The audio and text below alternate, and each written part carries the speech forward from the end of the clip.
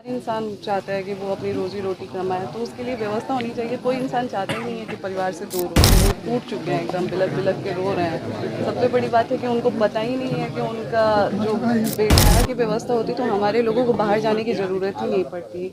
तो सरकार को इस चीज़ पे ध्यान दें, जितना हमसे हो पाएगा हम लोगों के लिए खड़े हैं, और जहाँ भी मेरी ज़रूरत होगी हम लोगों के साथ खड़े हैं। ज्योति सिंह को ऐसे ही नहीं काराकाट की बेटी कहा जाता है। काराकाट में कोई भी दुख का बात हो या सुख की बात हो, पूरे काराकाट लोकसभा में ज्योति सिंह काराकाट के लोगों के बीच पहले नजर आती है। आप देख सकते हैं कि किस तरीके से तमाम जगह दुखद इलाकों में ज्योति सिंह गई और पीड़ित परिजनों से मिली, और खासकर काराकाट विधानसभा के अमरथा में गई और वहां पर हजारों की संख्या में लोग इकट्ठा थे। बताया ये जा रहा था कि तेलंगाना में जो फैक्ट्री में बम ब्लास्ट हुआ है उसमें 3 से 4 लोग अमरथा के थे, जिसमें 3 लोगों की हाथाहाथ होने की खबर है। तमाम लोगों को आप देख रहे हैं ज्योति सिंह को। और बहुत परिवार से मैं मिली हूँ, परिवार के लोग एकदम टूट चुके हैं।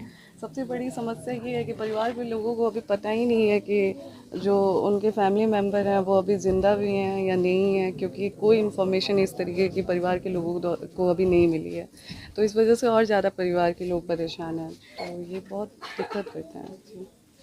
परिजनों का साफ तौर पर यह भी कहना है कि वहाँ समुचित इलाज की व्यवस्था नहीं कराई जा रही है। जी, बिल्कुल कहा तो जा रहा है, और मैंने कोशिश भी की है बात करने की। अगर बात होती है तो फिर इस बारे में मैं आप लोगों को बताती हूँ।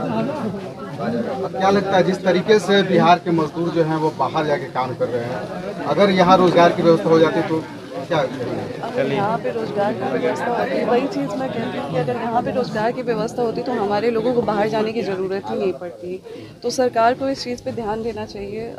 हमें अपनी ही जगह पे रोजगार की व्यवस्था होनी चाहिए।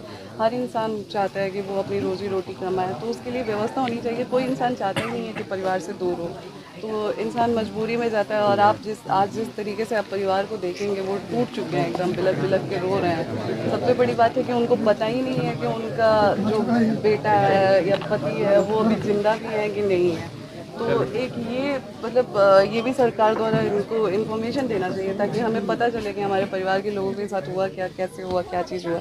तो ये बहुत बड़ी समस्या है कि अभी तक ये चीज़ें भी नहीं पता है। लगातार आप पीड़ित परिवार के घर पे मुलाकात कर रहे हैं, क्या आश्वासन दिए हैं?